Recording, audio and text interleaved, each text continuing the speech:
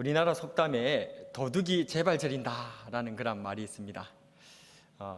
사람이 나쁜 일을 하면 다른 사람들이 뭐라 하지 않아도 자기가 스스로 죄책감을 느끼고 불안해한다라는 그런 말이죠. 여러분들은 재발 저린 적 있습니까? 예.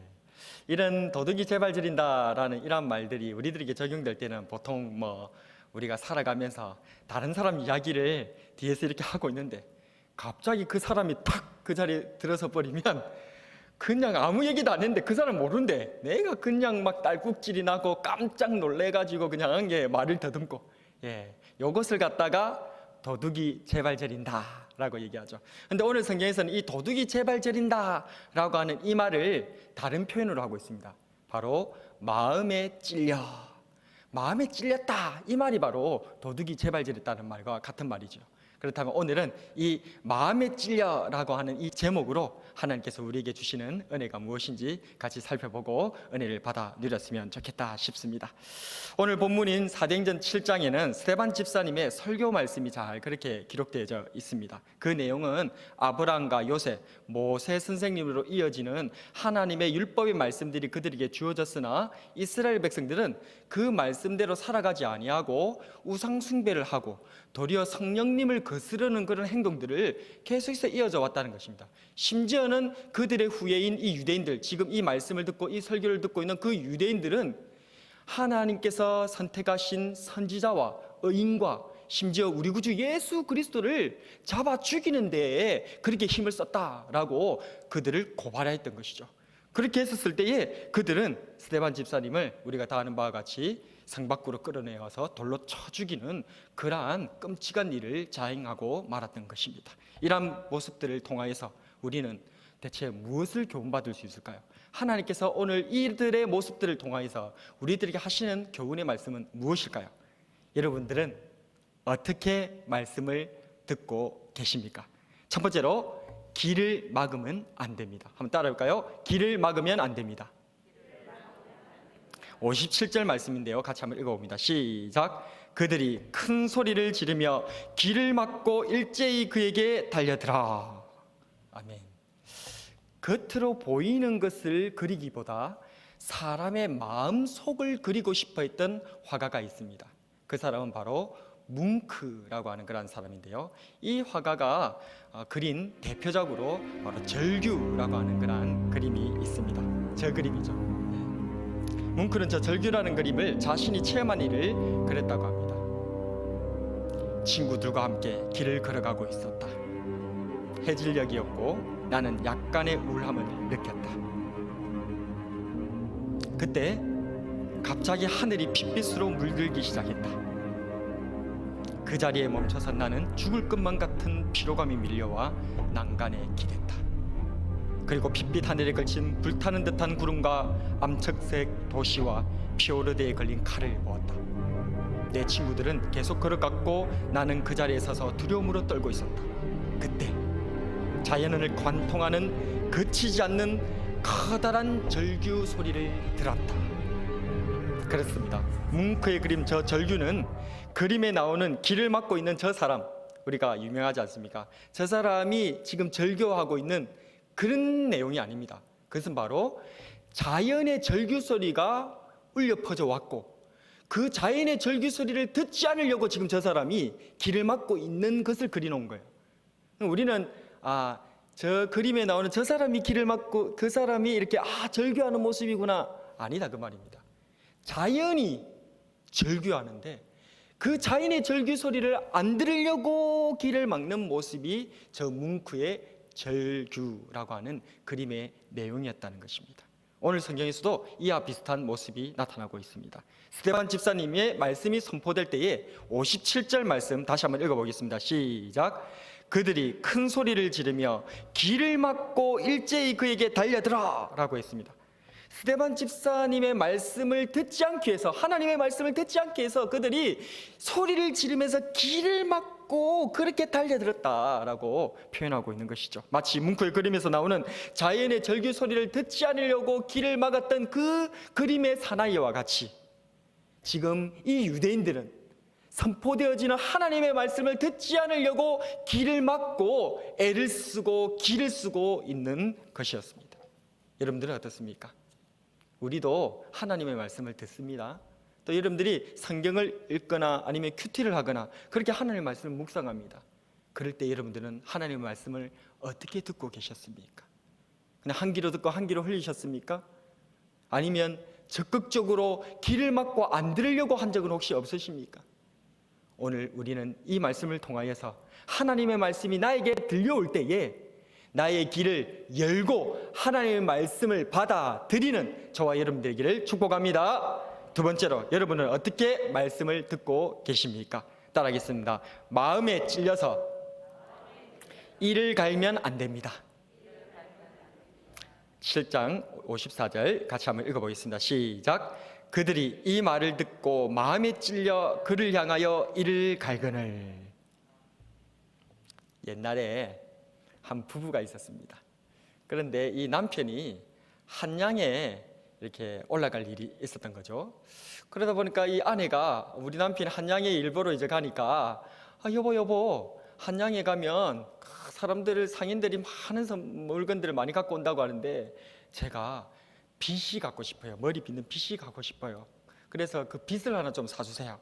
그렇게 하니까 이 남편이 걱정을 합니다. 아이고, 내가 평상시에 건망증이 심해갖고 그걸 기억할란가 모르겠네.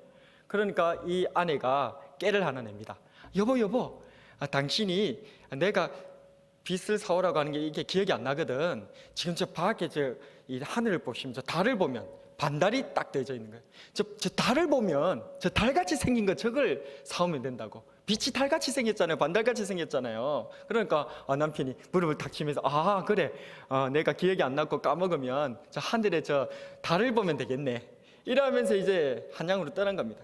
근데 한양에서 일 다 보고 생각이 난 거죠. 아내가 장터에서 뭘 사오라고 했다. 그래서 장터에 가서 뭘 사려고 딱 했는데 아내나 다를까 건망증이 도져가지고 뭘 사오랬는지 까먹은 거예요. 그래 하늘에 달을 봐라고 하는 그 얘기가 갑자기 탁 떠오르는 거예요. 그래가지고 하늘에 달을 보았네요. 그런데 시간이 흘러서 이 반달이 보름달이 됐네. 그래 보니까 하늘에 둥그런 달이 하나 떠 있는 거예요. 그래가지고 이 남편이 얼큰이 저 둥그런 달과 같이 생긴 걸 하나 사가면 되겠다 싶어갖고, 여자들이 좋아하는 둥그런 달같이 생긴 이게 뭐 있습니까? 물어봤더니 신상으로 온 게 있는데 이게 바로 중국에서 온 이 거울이라고. 이 거울을 갖다가 주는 거야. 그래가지고 이 남편이 얼큰이 해가지고 이제 아내한테 사랑받겠다 싶어갖고 의기양양하게 집에 들어와가지고 여보 마누라 해가지고 탁 그렇게 거울을 딱 준 겁니다. 그런데 이 아내가 그 거울을 딱 받아들고 이리 쳐다보고 저리 쳐다보고 기분이 나쁜 표정으로 얼굴을 찡그렸다가 이러면서 딱 보는 거예요. 그러더니 그 거울을 갖다가 냈다 주 던지면서 남편한테 얘기합니다. 이 양반이 한양 가서 빗을 사오라고 했더니 어디 쭈구르 항만구를 데리고 왔어? 그러면서 그 거울을 던져서 깨뜨려 버렸다는 것입니다. 거울은 자기 모습을 비추고 있는 것인데 이 여인은 지금 거울에 비친 자기 모습을 모르고 쭈구름 항만구라고, 다른 여자라고 그렇게 생각했던 것이죠. 오늘 본문에도 이와 비슷한 일이 기록되어 있습니다. 초대교회 집사님이셨던 스데반 집사님이 지혜와 성령으로 예수님의 복음을 전했지만 이를 들은 이 유대인들이 반응이 아주 남달랐습니다. 그 반응, 사도행전 7장 54절 다시 한번 읽어보겠습니다. 시작. 그들이 이 말을 듣고 마음에 찔려 그를 향하여 이를 갈구늘. 그들은 스데반 집사님을 통해서 주시는 하나님의 말씀을 받았을 때에 하나님의 성령으로 인하여서 그 마음이 찔렸습니다. 그들은 변화를 받을 수 있는 놀라운 그런 경험을 하게 됐습니다. 그러나 그 찔린 그 마음을 가지고 자기 자신에게 주신 하나님의 말씀으로 받지 아니하고 그것을 비껴가서 도리어 그 말씀으로 자리를 찌르는 그 대상인 스데반 집사님에게 도리어 이를 갈고 그 스데반 집사님을 깨뜨려 죽여버리려고 하는 그러한 일들로서 나서버리고 말았던 것입니다. 하나님의 말씀은 거울과 같습니다. 우리의 마음을, 우리의 심령을 비추는 거울과 같습니다. 하나님의 말씀이 내 자신의 죄를 지적하고 비출 때에 여러분들은 어떻게 반응하셨습니까? 제가 전도사 때에 설교만 하면 한 집사님이 저를 찾아와서 막 따지는 거예요. 전도사님, 어떻게 전도사님은 그 강대상에서 어떻게 저에 대한 얘기를 그렇게 막 하시냐고. 제가 그분에 대해서 얘기를 한 게 아니고 하나님의 말씀을 전한 것뿐인데, 그분은 아마도 성령님께서 자기에게 주시는 그러한 말씀에 마음이 찔렸나 봐요. 그런데 그것을 지금 제가 하는 말로 그렇게 받아들이고 저에게 따지러 오는 거예요. 어떤 또 한 목사님이 이런 얘기를 합니다. 자기가 설교를 하고 나면 이 전화가 자꾸 온다는 거예요. 그래서 그 전화를 갖다 내용이, 목사님, 누가 제 얘기 그렇게 목사님한테 고자질했어요? 교구 목사님이 고자질했어요? 구역장님이 고자질했어요? 이렇게 얘기를 했다는 겁니다. 예. 목사님이 그 얘기를 한 것이겠습니까? 아닙니다. 성령님께서 그의 마음에 메시지를 주신 것인 줄로 믿습니다. 성령님께서 우리의 마음에 찔림을 주신다는 것입니다. 그것은 은혜입니다. 하나님께서 지금 내 마음을 만지고 계시고 하나님께서 지금 나의 삶 가운데서 역사하실 일들을 만들어가고 있는 줄로 믿으시는 저와 여러분 되시기를 바랍니다. 이렇게 하나님의 말씀이 나에게 제대로 내가 듣고 그것을 받아들이면 내 마음에 찔림의 감동이 있게 되는 것입니다. 그럴 때 우리는 어떻게 반응해야 된다고요? 그 말씀에 이를 갈아서는 안 되는 것입니다. 그 말씀이 때로는 정말 내 심부를 확 파내고 나의 그런 아주 불편한 그런 심기를 건드리는, 정말 내가 감추고 싶었던 그런 나의 치부가 드러나는 그런 말씀일 수도 있습니다. 때로는 목사님이 마치 나에게만 아주 내 어떤 사생활을 다 알고 마치 나를 저격하는 듯한 그런 얘기들을 하는 것 같은 그런 착각에, 그런 느낌에 우리가 빠질 수도 있습니다. 그러나 여러분들, 혹시 그러신 분들이 있으시다면 여러분들은 지금 성령님의 은혜를 받고 있는 중입니다. 성령님께서 지금 나를 만지시고 있는 중이신 것입니다. 그래서 우리는 이제 이 하나님의 말씀을 받고 도리어 이를 갈았던 이 유대인과 같은 태도를 취하지 말고 도리어 하나님의 말씀을 나에게 주시는 말씀으로 받아 누리는 저와 여러분 되시길 축복합니다. 마지막으로 여러분, 어떻게 말씀을 듣고 계십니까? 따라하겠습니다. 말씀에 찔려서 돌이켜 회개해야 합니다. 사도행전 2장 37절 말씀인데요, 같이 한번 읽어보겠습니다. 시작. 그들이 이 말을 듣고 마음에 찔려 베드로와 다른 사도들에게 물어 이르되, 형제들아, 우리가 어찌할꼬 하거늘. 예전에 인천대교에 큰 버스가 하나 추락해가지고 큰 사고가 난 적이 있습니다. 이 사고로 인해서 12명이나 되는 분들이 죽고 12명이 중과상을 입는 그러한 일들이 벌어진 적이 있습니다. 이 버스가 떨어졌던 이 사고의 경위는 마티즈 차가 엔진이 꺼져가지고 그 다리, 인천대교 앞에서 그렇게 정차해가지고 있었는데 그 뒤에 왔던 1톤 트럭이 그것을 보고, 정차한 것을 보고 팍 비켜가지고 틀어서 간 거예요.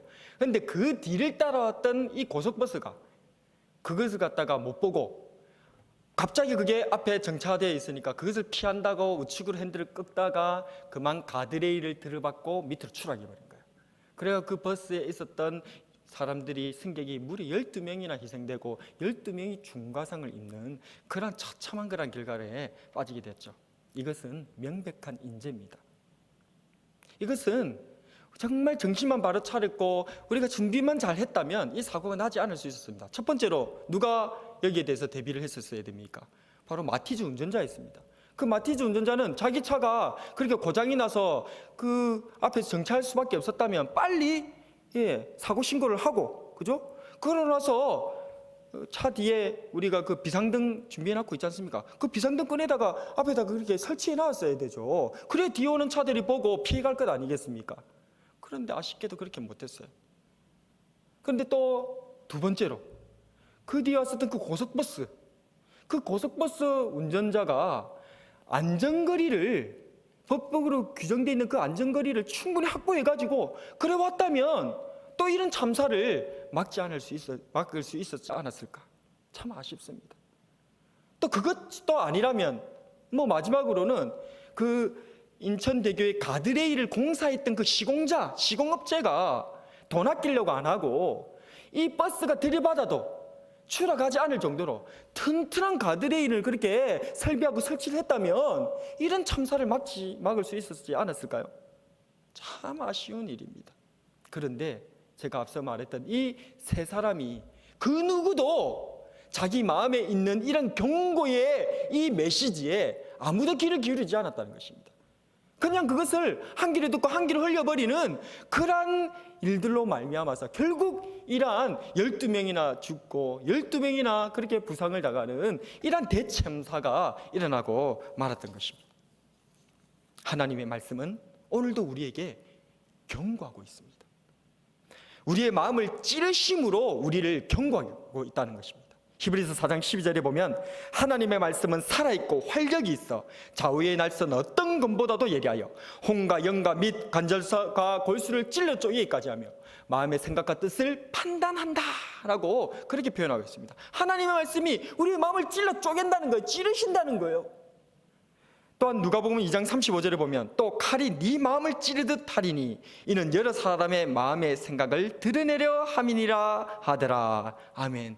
하나님의 말씀이 칼로 우리의 마음을 콱 찌르는 같은, 그렇게 해서 우리의 마음의 악함과 우리의 마음에 들어있는 모든 것들이 다 드러나게 하려고 그렇게 찌르신다는 거예요. 하나님께서는 오늘도 이렇게 말씀으로 우리의 심령 패부를 찌르시고, 그래서 우리로 하여금 깨닫도록 우리의 이러한 잘못들을 돌이키도록 경고하고 계신다는 사실을 믿으시기를 바랍니다. 그렇습니다. 하나님은 말씀으로 우리의 마음을 깊이 찌르고 계십니다. 우리가 묵상한 사도행전에서도 하나님의 말씀이 선포될 때에 마음이 찔렸다라고 2번을 언급하고 있습니다. 그것은 각각 사도행전 3장 27절, 2장 37절과 오늘 본문 54절 이 두 부분입니다. 똑같이 하나님의 말씀이 선포되었을 때에 마음이 찔렸다라고 그렇게 표현하고 있는데, 그 찔린 이후의 반응은 완전히 상반된 반응으로 나타나고 있더라는 것입니다. 오늘 본문 54절에서는 하나님의 말씀이 선포되었을 때에 마음이 찔려서 어떻게 했다고요? 그냥 이를 갈았다는 것입니다.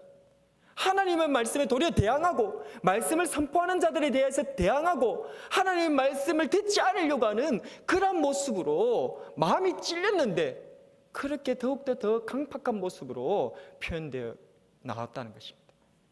그러나 사도행전 2장 37절에서는 똑같이 하나님의 말씀이 자신의 가슴을 찌르고 그 듣는 자들의 심령을 쪼개니까 그때서는 어떻게 했습니까? 형제들아, 우리가 어찌할꼬? 우리가 어찌해야 될꼬? 자기 자신을 돌아보더라는 거죠. 내가 이 말씀 앞에서 내가 지금 내 죄가 지금 드러났는데 내가 어찌해야 될까? 돌이키려고 몸부림치더라는 것입니다. 그래서 그들은 결국 그 하나님의 말씀에 찔림을 받아 돌이켜 회개함으로 하나님이 놀란 은혜 가운데로 구원 가운데로 들어간 줄로 믿으시기를 바랍니다. 이처럼 말씀 앞에서 돌이켜 회개하는 것은 우리 인생에 있을 사고와 재앙을 피해갈 수 있는 하나님의 경고등이고 하나님의 은혜인 줄로 믿습니다. 그럼에도 불구하고 하나님께서는 우리가 말씀 앞에서 돌이켜 회개할 때에 우리로 하여금 이렇게 사고와 하나님의 심판이나 이 위험을 뛰어넘어가게 하실 뿐만 아니라 3가지 축복도 주시겠다, 선물도 주시겠다고 약속하고 있는 거예요. 아니, 재앙만 뛰어넘어가도 얼마나 좋은데 3가지 복도 또 주시겠다는 거예요. 뭘 주시겠느냐? 그것은 사도행전 2장 38절에 잘 기록되어 있습니다. 함께 읽어보겠습니다. 베드로가 이르되 너희가 회개하여 각각 예수 그리스도의 이름으로 세례를 받고 제사함을 받으라. 그리하면 성령의 선물을 받으리니. 이것이 바로 하나님께서 더하여 주시겠다고 하시는 3가지 축복이라는 겁니다. 아니, 회개하면 재앙을 뛰어넘어가는 것만 해도 좋은데 3가지 이런 복도 더하여 주시겠다는 거예요. 첫 번째로 세례 주시겠다. 또 2번째로 제사함 주시겠다. 3번째로 성령님 주시겠다. 세례 주시겠다는 것은 무엇입니까? 세례는 씻는 거거든요. 뭘 씻는다? 우리 죄를 싹 씻어 주시겠다는 것입니다. 또 제사함을 주시겠다.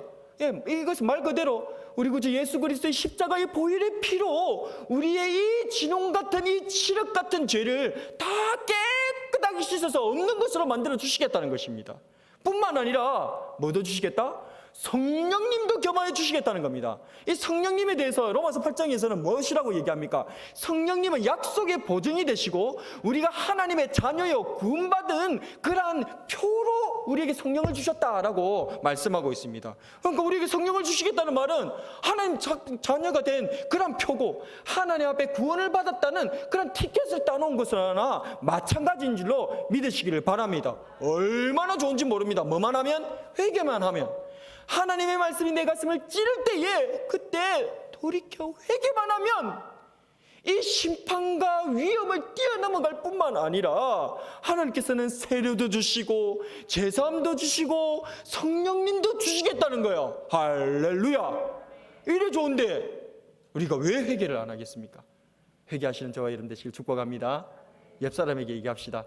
우리 회개해서 복 받읍시다. 네, 회개해서 복 받는 거예요. 심판도 뛰어넘을 뿐만 아니라 구원해 주시고 하나님 자녀가 되게 해주신다는데 얼마나 좋습니까? 그런데 놀랍게도 이게 다가 아닙니다. 하나님께서는 우리가 회개하면 우리에게 이런 재앙과 심판이 뛰어넘어갈 뿐만 아니라 하나님 자녀가 되는 이런 구원을 나에게 주시는 것뿐만 아니다라고 얘기를 하고 있는데, 그럼 뭘 또 주시는가? 그것은 40절 사도행전 2장 40절에 계속 이어서 말하고 있습니다. 같이 한번 읽어보겠습니다. 시작. 또 여러 말로 확증하며 권하여 이르되 너희가 이 패약한 세대에서 구원을 받으라. 아멘. 구원을 받는다. 이 말이 바로 아까 세례 받고 또 이 제사함 받고 성령님 받고 이게 결국은 구원받는다는 말이고, 여기서 또 끝이 아닙니다. 내가 구원받고 끝나는 거 거기서 또 끝이 아닙니다. 또 주신다는 거. 또 대체 얼마나 주시려고 하시는지, 그것은 바로 39절입니다. 39절 한번 읽어보겠습니다. 시작. 이 약속은 너희와 너희 자녀와 모든 먼데 사람 곧 주 우리 하나님이 얼마든지 부르시는 자들에게 하신 것이라고. 아멘. 지금 이 하나님의 놀라운 은혜와 복, 내 재앙과 심판이 뛰어넘어가고 악한 것들이 뛰어넘어가고 하나님께서 하나님 자녀로 삼아주시고 구원해 주시겠다고 하시는 이 놀라운 복을 회개하는 자에게, 그 사람에게만 주는 게 아니고 또 누구한테 준다고요? 너희의 자녀에게. 할렐루야. 이 복을 내만 받는 게 아니고 내 자녀들에게, 우리의 자녀들에게 하나님께서 넘치도록 주신다 약속하신 줄로 믿으시기를 바랍니다. 회개만 하면 나뿐만 아니라 심지어 내 자녀들에게까지 구원을 선물로 주신다고 약속하신 줄로 믿습니다. 말씀을 정리하겠습니다. 여러분은 어떻게 말씀을 듣고 계십니까? 하나님 말씀이 들려올 때 안 되죠? 귀를 막으면 안 됩니다. 하나님 말씀이 들려올 때에 마음이 찔리면 그것 가지고 도리어 하나님을 대항하고 말씀 선포자들 대항하고 하나님의 말씀에 거역하는 그런 일을 갈아서는 안 되는 줄로 믿습니다. 도리어 하나님의 말씀이 우리들에게 선포될 때 우리의 마음이 찔리면 그 찔리는 마음을 가지고 내 자신을 돌아보고 돌이켜서 회개하여 하나님의 놀라운 은혜와 축복 가운데로 나뿐만 아니라 우리 자녀들까지 다 같이 쑥 들어가는 놀라운 은혜가 오늘 우리 언양교회 모든 주의 백성들 가운데 있기를 주님의 이름으로 축복합니다. 오늘의 한 줄 설교 요약. 말씀 앞에 회개하여 축복을 누리자.